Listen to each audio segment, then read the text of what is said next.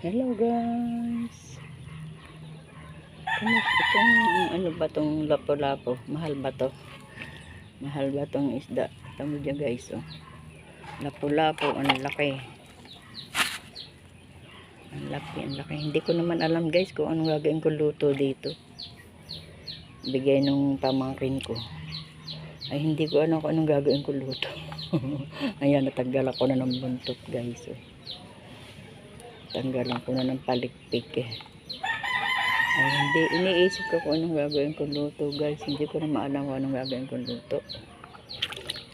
Ano bang luto ang masarap dito? Baka ito iihaw ko. Parito. Hindi ko alam kung anong ano. Ngayon lang ako makakapagluto nito guys. Anong masarap na luto nito guys? Sige nga.